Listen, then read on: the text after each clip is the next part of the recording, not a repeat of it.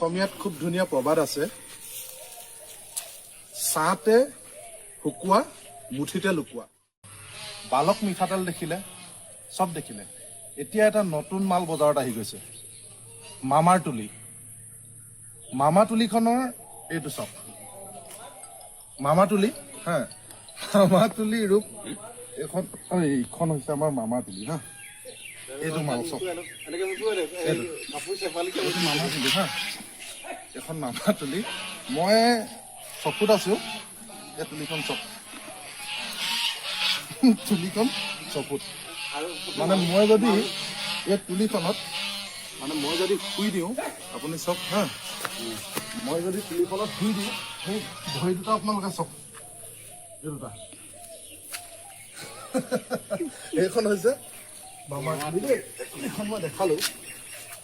এতিয়া এটা আমাৰ অসমীয়াত খুব ধুনীয়া প্ৰবাদ আছে,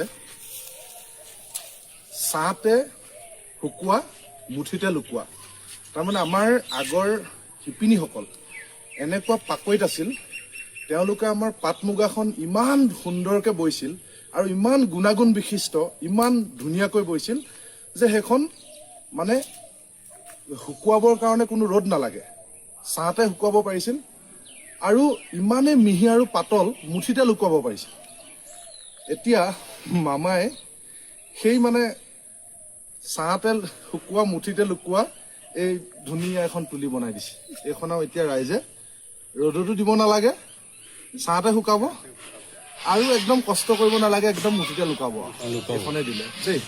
8 জুলাই তাৰিখে বানপানী হৈছিল, মহাপ্ৰলয় হৈছিল, আৰু 20 আগষ্ট তাৰিখে যে মোদী ডাঙৰক লগ কৰিবলৈ গৈছিলে, সেইটোকে আলোচনা কৰি মেলি এইখন তুলি দিয়া কথা আলোচনা কৰিবৰ কাৰণে তেওঁ ফুলৰ থোপা দি ধুনীয়াকৈ লগ কৰি এই আলোচনা কৰি আহি চিধাই আৰু এইখনেই দিছে।